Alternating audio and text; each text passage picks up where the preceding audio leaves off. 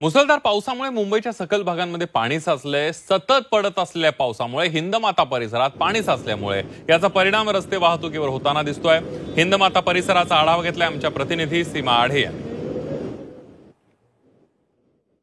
पावसाळ्यापूर्वी नेत्यांनी केलेले नालेसफाईचे दौरे, त्याचसोबत महापालिकेची यंत्रणा संपूर्णपणे फोल ठरलेली आहे।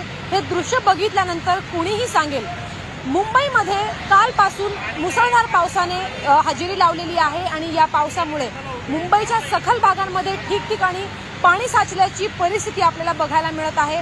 सध्या मी उपस्थित आहे हिंदमाता परिसरामध्ये आणि हिंदमाता परिसराची ही जी परिस्थिती आहे पाणी साचल्याची ही दरवर्षी आपल्याला बघायला मिळते।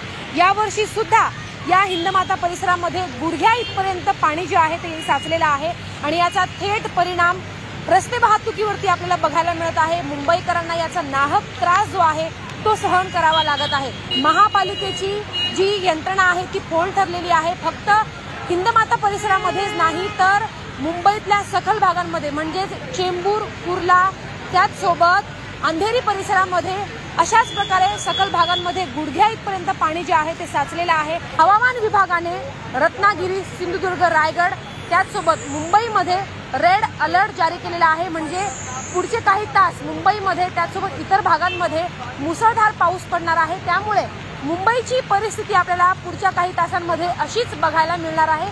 म्हणून यावरती महापालिकेकडनं काय नक्की तोडगा काढण्यात येणार हे बघणं महत्त्वाचं असणार आहे। व्हिडिओ जर्नलिस्ट निलेशसह सीमा आढे, झी 24 तास, मुंबई।